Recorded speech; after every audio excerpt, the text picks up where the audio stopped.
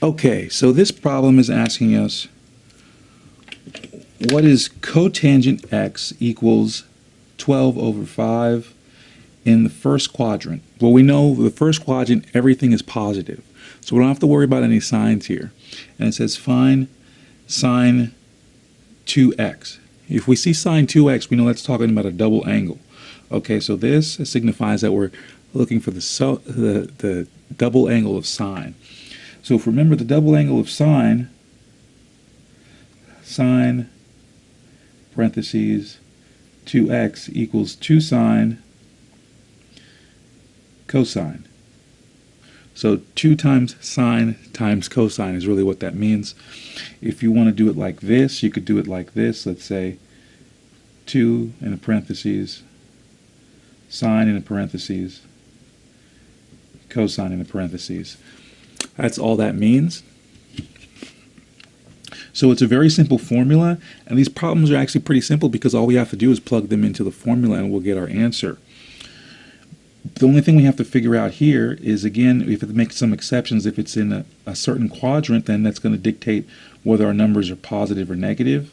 Here we don't have to worry about that. Both of them are positive, so that makes it simple.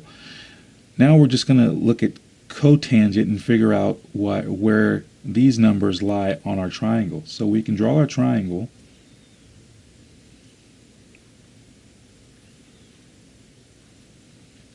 Okay, and typically we're going to use that as theta.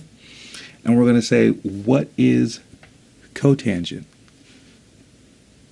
Okay, what is cotangent? It's 12 over 5.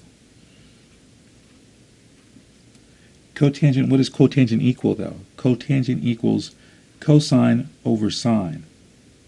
So that's telling us that our cosine is 12 and our sine is 5. This is the trick though. This might get you is where you're thinking that, okay, then my sine equals 5. No, that's just the opposite leg. It's not giving the whole sine equation. Remember, sine is not just that one number. It's not just opposite. Sine is equal to opposite over hypotenuse. So we have our opposite, which is 5. This is telling you sine 5, cosine 12. That means our opposite theta is 5. Our adjacent theta is 12. But see, we have no hypotenuse here because that doesn't give us the hypotenuse. That only gives us the opposite. So now we have sine equals 5 over h. We don't know what sine is over yet because we don't have hypotenuse, and we don't know what cosine is over yet because we don't have the hypotenuse. So the hypotenuse is our question here. What we have to do to find that is x coordinate squared plus y coordinate squared equals, usually they use c because it's a squared plus b squared equals c squared, which is the Pythagorean theorem. We can use h squared here just to make it more linear, so we're looking for the hypotenuse. We're just going to plug this into the calculator here. So we're going to have 12 squared plus 5 squared equals 169, and we're going to do that radical. So that's 169. The square root of 169 is 13. So that gives us a hypotenuse of 13. And of course, as we know that this is likely like a 30, 60, 90 triangle, there's going to be a certain ratio that these numbers lie in.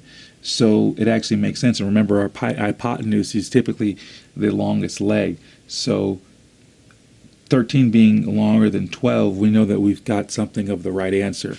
So now that we have a hypotenuse, now we know what h equals. Now we can say sine equals 5 over 13.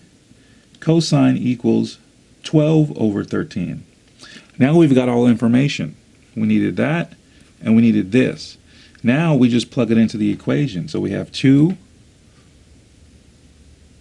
times sine, which is 5 over 13. Then cosine is 12 over 13. And if we plug that all into our calculator, which I already did over here, that will give us 0.71.